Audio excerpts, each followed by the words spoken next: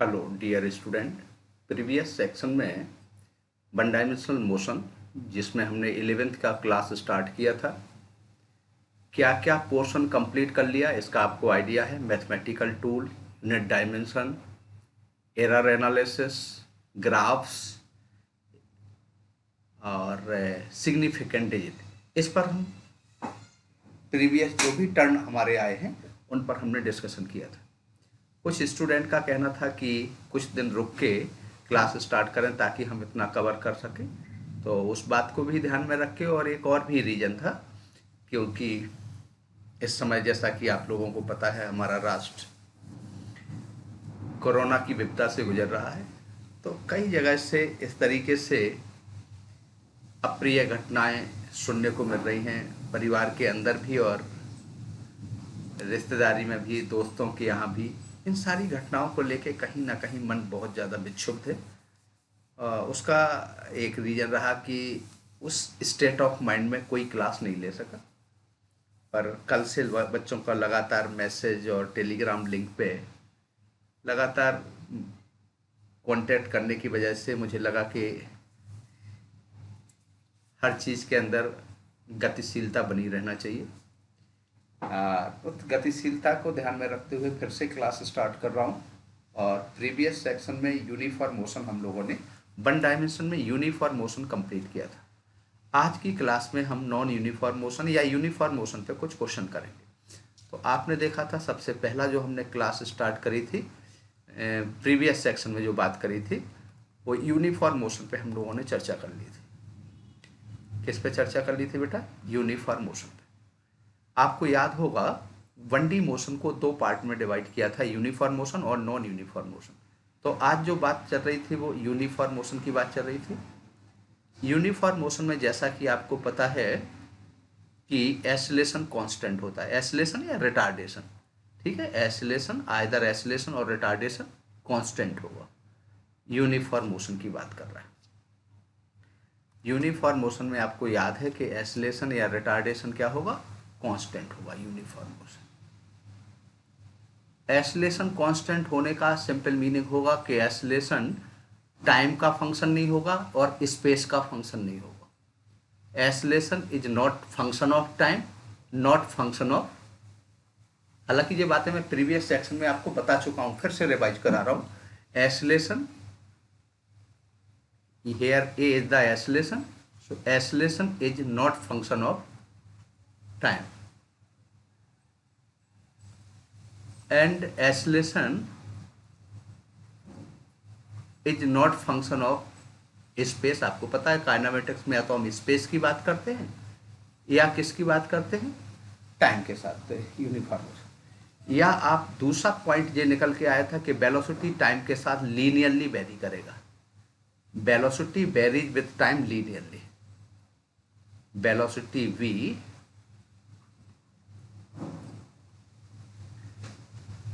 varies with time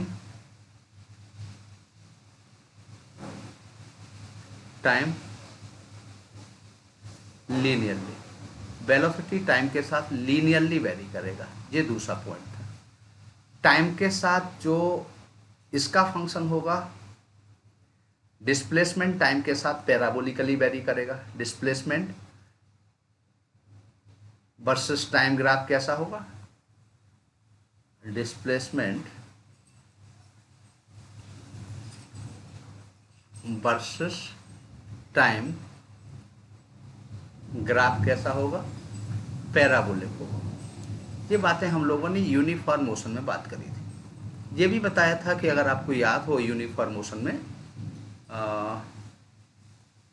तो uniform motion में हमने इस बात पे भी चर्चा करी थी कि ये इक्वेशन काम आएंगे आपका B = U + -AT। हालांकि मैं प्लस माइनस ना लिख के, मैंने, आपको याद होगा तो मैंने वेक्टर का साइन लिख दिया था, और वेक्टर का साइन लिखने के बाद प्लस माइनस लिखने की जरूरत नहीं। अगर initial velocity vector, acceleration vector same direction में है तो नेचुरल है प्लस आ जाएगा, अपोजिट डायरेक्शन में है तो माइनस आ जाएगा। Here S is not the distance, S is the displacement. तो डिस्प्लेसमेंट का अगर टाइम के साथ देखें तो डिस्प्लेसमेंट इक्वल टू लिखा था ut + ½ AT²। ये 4 नहीं है, ध्यान रखना, u लिखा है बेटा। ut + ½ थोड़ा सा हो सकता है आपको 4 जैसा लग रहा हो, वो लिखने वाले की गलती है, यानी मेरी गलती है। बी स्क्वायर इक्वल टू क्या होता है बताओ? You square plus 2as, 2a.s। जी आपका एक लास्ट सेकंड में जो डिस्टेंस कवर की जाएगी ts सेकंड में, u plus minus a/2 2t minus 1, ये है distance table in last second. अगर हम यहाँ प्लस माइनस लिखते हैं तो इसका मतलब है कि हम ये बता रहे हैं कि इनिशियल वेलोसिटी वेक्टर और एक्सेलरेशन वेक्टर की डायरेक्शन सेम नहीं है। माइनस लिख रहे हैं तो प्लस लिख रहे हैं तो डायरेक्शन सेम है। ठीक है, अब इस पर हमने कुछ क्वेश्चंस करे थे, 1-2 क्वेश्चन करके, ताकि कुछ क्लास की कंटिन्यूटी आ जाए।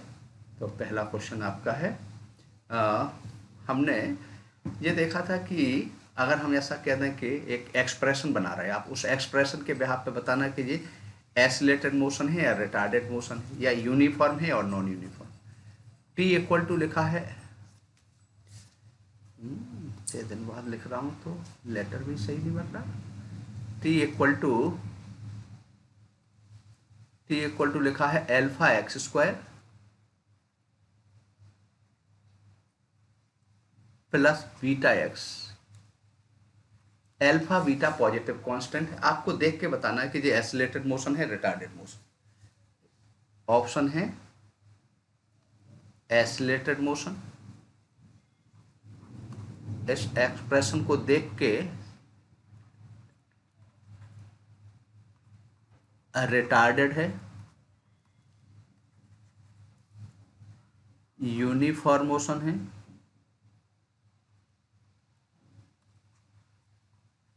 जैसा कि आपको पता है यूनिफॉर्म मोशन में एक्सीलरेशन या रिटार्डेशन 0 है, नन ऑफ दी, ये ऑप्शन है। क्वेश्चन क्लियर है? क्या पूछा बेटा? इस एक्सप्रेशन को देख के यहाँ पे आपको पता है टाइम के साथ केवल एक्स कोऑर्डिनेट टाइम के साथ वेरी कर रहा है, इसका मतलब ये तो कंफर्म है कि 1D मोशन है, केवल एक्स कोऑर्डिनेट टाइम के साथ वेरी कर रहा है तो ये 1D मोशन। लेकिन 1D में भी आपको बताना है कि ये एक्सीलरेटेड है या रिटार्डेड। तो देखो बेटा, एक तो आप पूरा मैथमेटिकल सॉल्यूशन निकालें, फिर हम आपको एक शॉर्ट ट्रिक्स लिखेंगे सॉल्यूशन। मैथमेटिकल एक्सप्रेशन क्या है? अगर आप लिखोगे तो dt/dx को लिखोगे reciprocal of velocity, dx/dt velocity होगा ये आ गया 2α x प्लस बीटा। सो v इक्वल टू कितना आ गया? 1/2α x प्लस बीटा। अब टाइम के साथ x इंक्रीज हो रहा, x इंक्रीज हो रहा मीन्स वेलोसिटी इंक्रीज हो रही, वेलोसिटी इंक्रीज एक्स इंक्रीज हो रहा मीन्स वेलोसिटी का मैग्नीट्यूड डिक्रीज हो रहा, इसका मतलब रिटार्डेड मोशन। और यूनिफॉर्म भी नहीं कह सकते और यूनिफॉर्म एक्सीलरेटेड भी नहीं कह सकते, क्योंकि अगर इसको एक बार और डिफ्रेंशिएट करें तो भी ये एक्स का ही फंक्शन आएगा। इसका मतलब है ये आपका काइनेमेटिक्स के इक्वेशन इस पर एप्लीकेबल नहीं होगा। क्यों नहीं होगा? क्योंकि एक्सीलरेशन इज नॉट कांस्टेंट या retardation is not constant. Retarded motion है, ये पता चल गया। अब इसको 2 सेकंड में आपको पता करना था, तो हमने कहा था सबसे बेस्ट वे होता है ग्राफ। कैसा ग्राफ होगा? हमेशा रिलेशन हायर पावर के साथ देखा जाता है, सेकंड मेथड। M2 का मतलब मेरा मेथड सेकंड हो गया। जैसा कि मैंने जब कभी आपको ग्राफ की स्टडी कराई थी तो हमने कहा था हायर पावर के साथ रिलेशन। तो बताओ यहाँ पे x प्रोपोर्शनल टू t आ गया, यानी x और t का ग्राफ कैसा आएगा? x और t का ग्राफ आएगा पैराबोलिक और ग्राफ t की तरफ बेंड होगा। नेचुरल है, यहां स्लोप ज्यादा है, यहां स्लोप कम है, तो स्लोप क्या हो रहा? xt ग्राफ का स्लोप डिक्रीज हो रहा और xt ग्राफ का स्लोप वेलोसिटी बता रहा, यानी स्लोप डिक्रीज हो रहा मीन्स टाइम के साथ वेलोसिटी डिक्रीज हो रहा, इसका मतलब रिटार्डेशन। क्लियर है? हमेशा रिलेशन हायर पावर के साथ होगा, ये मैंने आपको दिखा दिया। तो ये एक दूसरा तरीका है जो कि बिल्कुल ऑर्डिनरी वे है। अगर सिर्फ ऑप्शन दिए और कोई मैग्नीट्यूड नहीं दिया है तो ग्राफ से अच्छा कोई तरीका नहीं हो सकता। क्लियर बेटा? एक हमारा ग्राफ के तरीके से हो गया, और तीसरा तरीका भी हो सकता है पर उनमें टाइम टेकिंग है, तो उस पर हम नहीं जाना चाहेंगे कम से कम आज की क्लास में। तो अब नेक्स्ट हमारा क्वेश्चन हो जाएगा, जैसे एक ये बुट प्लैंक रखा है और एक बुलेट फायर करी गई है। क्या फायर करी गई? बुलेट। तो बुलेट प्लैंक से बाहर निकलेगी तो नेचुरल उसकी वेलोसिटी क्या होगा? डिक्रीज होगा। ये आपका एक बुलेट यहाँ से आ रही है, कितने वेलोसिटी से कोई वेलोसिटी से एंटर कर रही है, और बी नॉट की वेलोसिटी से सपोज करो एंटर कर रही है, और वेलोसिटी का कुछ पार्ट लॉस हो गया, से 1/20th पार्ट लॉस हो गया, और यहाँ से बुलेट बाहर निकल रही, तो नेचुरल है कि कुछ रिटार्ड हो जाएगी, उसकी वेलोसिटी कुछ डिक्रीज होगी। ऐसे अगर इसी थिकनेस के एन प्लैंक रख दे, सेम थिकनेस के कितने प्लैंक रख दिए? एन प्लैंक रख दिए, और every plank equal retardation offer कर रहा। क्या कर रहा? Equal retardation. मैंने कहा वेलोसिटी का हर बार 1/20th पार्ट लॉस नहीं हो रहा। क्या हो रहा? Every plank equal retardation offer कर रहा। तो किसी प्लैंक में जाके बुलेट रुक जाएगी, उस प्लैंक का नंबर बताना। Question is very clear. देखो मैंने कहा ये बुलेट है, कितने वेलोसिटी से आ रही बेटा? यहाँ पर बी नॉट की वेलोसिटी से आ रही है। इसका 1/20th पार्ट लॉस हो गया, यहाँ पे वेलोसिटी का 1/20th पार्ट लॉस हो गया। तो किसी 19 बी नॉट बाई 20 पार्ट से ये बाहर निकलेगी। इस प्लैंक की थिकनेस है ऐसे। अगर आइडेंटिकल एन प्लैंक रख दें तो किसी प्लैंक में वो रुक जाएगी, यहाँ फिर से एंटर कर रही वी नॉट से, और इस प्लैंक में रुक गई, माने फाइनल वेलोसिटी उसकी कितनी हो गई? 0। ये प्लैंक के नंबर एन है। एवरी प्लैंक की थिकनेस एस है। ये सारे प्लैंक एक दूसरे को टच करते हैं, कांटेक्ट में, ठीक है। तो उस प्लैंक का नंबर जो हमने बताया, एन की वैल्यू निकालना है। क्या निकालना है? एन की वैल्यू कैलकुलेट करना। Question very clear. चलिए अब कंफर्म हो गया कि हमें काइनेमेटिक्स का इक्वेशन लगा सकते हैं, क्योंकि every plank equal retardation offer कर रहा है। फिर से कह रहा हूँ, एवरी प्लैंक वेलोसिटी का 1/20th पार्ट लॉस नहीं कर रहा। अगर 1/20th लॉस करेगा, अगला भी उसका 1/20th, तो फिर तो इनफाइनाइट प्लैंक, एक प्रकार की आपकी एक्सपोनेंशियल सीरीज बन जाएगी। तो मैं क्या कह रहा हूँ, every plank equal retardation offer कर रहा है। तो प्लैंक का नंबर निकालना है जहां बुलेट फाइनली स्टॉप हो जाए। चलिए आप देखो बेटा, पहले प्लैंक के लिए इक्वेशन लिखोगे तो फर्स्ट प्लैंक के लिए लिखोगे तो क्या आ गया? इनिशियल वेलोसिटी है v नॉट और फाइनल वेलोसिटी है 19 v नॉट बाई 20। चूंकि रिटार्डेशन इक्वल है, कांस्टेंट है, इसका मतलब काइनेमेटिक्स का इक्वेशन लिखने का अधिकार है। तो v square equal to u square और -2as करेंगे, क्योंकि u और a की डायरेक्शन अपोजिट है, ठीक है।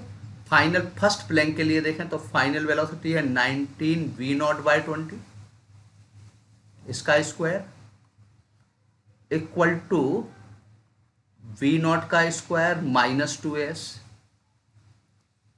यहां से 2as की वैल्यू निकाल ली। अब अगर एन प्लैंक के लिए करें तो फाइनल वेलोसिटी 0 हो जाएगी। इनिशियल वेलोसिटी तो अभी भी v नॉट है। यहां से एक प्लैंक की थिकनेस है s, तो एन प्लैंक की ns हो गया। n इक्वल टू आ गया v not square by 2as। ये इक्वेशन सेकंड है। और यहां से इक्वेशन फर्स्ट से 2as की वैल्यू इक्वेशन सेकंड में पुट कर दी, तो बताओ कितना आ जाएगा यहाँ पे? तो जब ये वैल्यू यहाँ पुट करेंगे तो n इक्वल टू कितना आ गया? v not square by 2as।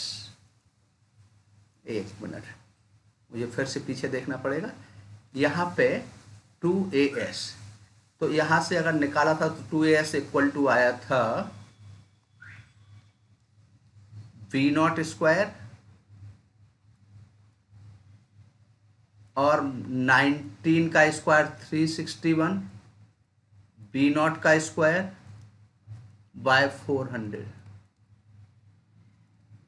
इसको सॉल्व किया तो 400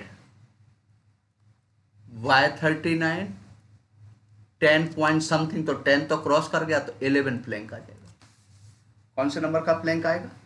अब इसके लिए हमने ग्राफ से भी कराया था और एक बच्चों को शॉर्ट ट्रिक्स भी लिखी थी।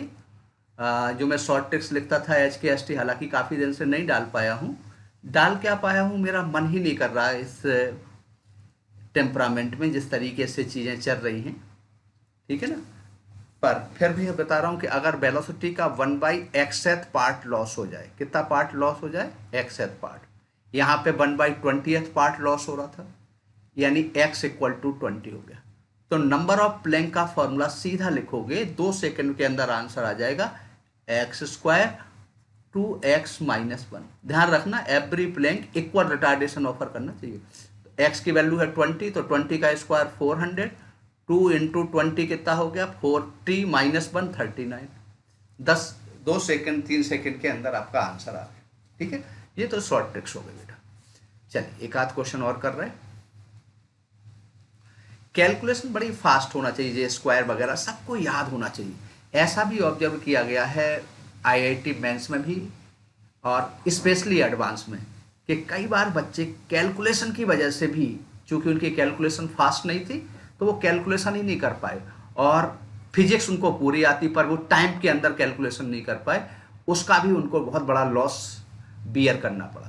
तो आपकी मैथमेटिक्स इतनी शार्प होना चाहिए, कम से कम 25 तक के स्क्वायर 1 से लेकर 25 तक के स्क्वायर सभी बच्चे के ट्रिप्स पे होना चाहिए, ठीक है। मतलब इसमें बिल्कुल भी टाइम नहीं लगना चाहिए, ये ध्यान रखना। अगर इसमें टाइम लग रहा है, इसका मतलब है कहीं ना कहीं बहुत बड़ी मिस्टेक हो रही है। ठीक।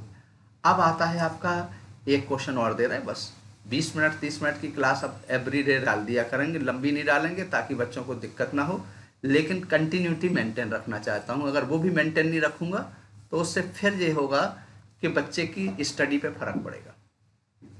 और जहाँ तक साधना का क्षेत्र है, तप का क्षेत्र है, वो कंटिन्यूटी मांगता है। दुनिया की कोई भी साधना, कोई भी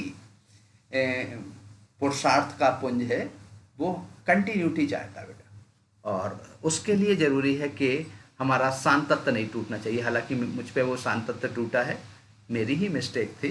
चलिए, पर अब मैं शांत तत्व को थोड़ा सा मेंटेन करूँगा। A lighter body, regularity maintain करूँगा। A lighter body and heavier body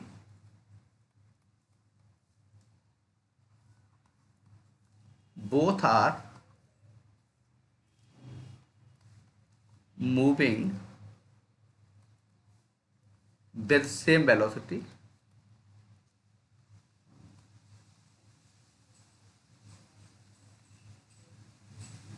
and applying same braking force या same retarding force, नहीं, same retarding force, their stopping distances are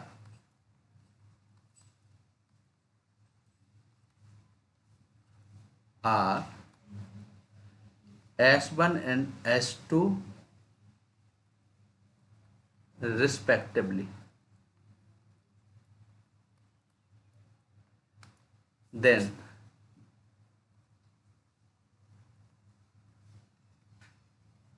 relation between S1 and S2, 4 option है। S1 S2 के बीच क्या relation है? पहला option है A B C D, S1 = S2, S1 more than S2, S1 less than S2, none of these। ठीक है, solution. अब यहाँ पे मैं सॉल्यूशन लिख रहा हूँ। देखो बेटा, ये तो कन्फर्म है कि सेम रिटार्डिंग फोर्स है, मतलब रिटार्डेशन फिक्स हो गया मैग्नीट्यूड बाई, हालांकि दोनों का डिफरेंट होगा क्योंकि मास डिफरेंट है। तो हम काइनेमेटिक्स का इक्वेशन लिखते हैं, टाइम के रिगार्डिंग कोई बात नहीं करेगी, तो ऐसा इक्वेशन थर्ड है, B² = U² - 2S। चूंकि फाइनल स्टॉप हो गया तो फाइनल वेलोसिटी 0 कर दी। s equal to u square by 2as, u square 2 a की जगह एफ बाई एम लिख सकते हैं, फोर्स बाई मास। एफ तो ज्यों का त्यों लिखा। अब आप देखो यहाँ पे एफ सेम है दोनों का,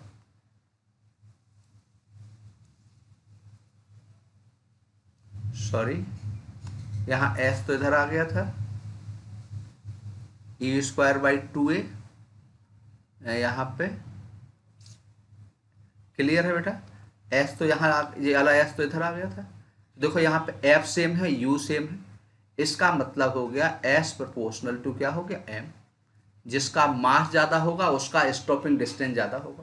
तो नेचुरल है कि हैवियर बॉडी का मास ज़्यादा होगा तो हैवियर बॉडी का स्टॉपिंग डिस्टेंस कम। आ गया बहुत जल्दी से आंसर। कई बार बच्चे क्या करेंगे, फर्स्ट बॉडी के लिए इक्वेशन बनाएंगे, फिर सेकंड के लिए बनाएंगे, फिर थर्ड के लिए बनाएंगे और ये सब करेंगे।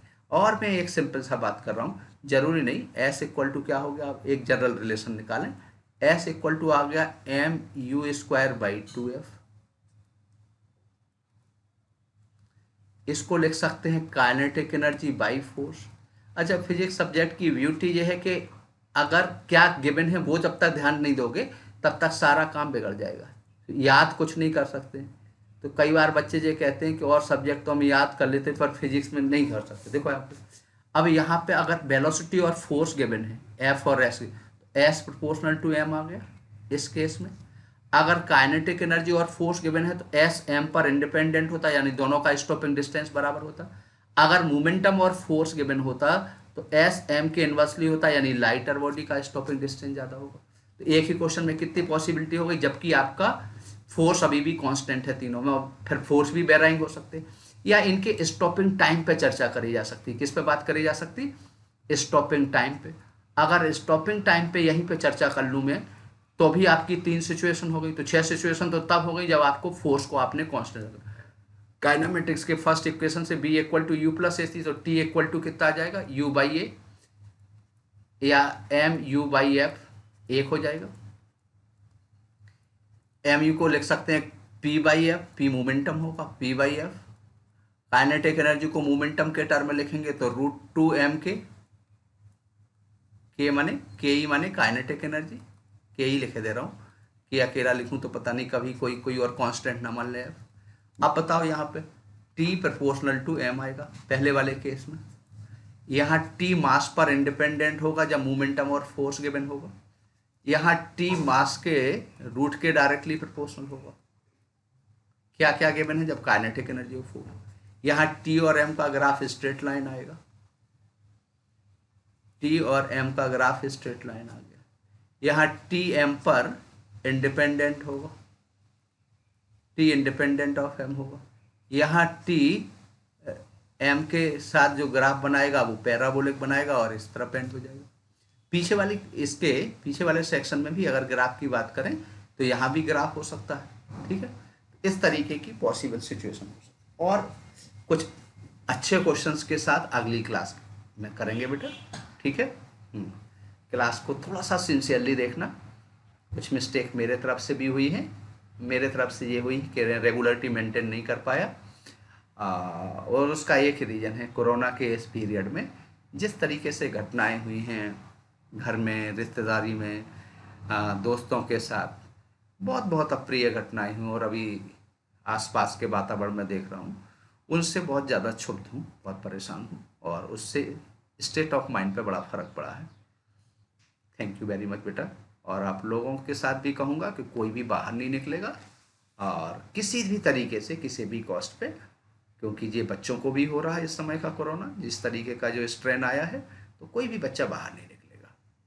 और चूँकि ये अभी बड़ा वैसा टाइम चल रहा है जिसमें कहीं बाहर नहीं जाना, कहीं रिश्तेदार नहीं आना, तो स्टूडेंट के लिए थोड़ा सा एक पॉजिटिव सा पॉइंट ये मिल रहा कि उनके लिए एक एकांत हो गया। ठीक है, तो उसका फ़ायदा उठाएं। और हालांकि हम लोग सोशल लाइफ से जुड़े हुए लोग हैं, तो कहीं ना कहीं इन चीज़ों सब लोग मिलते रहते हैं, इसका भी पॉजिटिव असर भी होता है। पर हम अर्थ लेने की बात है, हम चूंकि इसका अर्थ अच्छे सेंस में लेंगे तो हमें अच्छी चीज़ें मिल जाएंगी। ठीक है, दुनिया में हर चीज़ का अर्थ लेने का प्रभाव होता है कि हम कैसा अर्थ ले रहे हैं।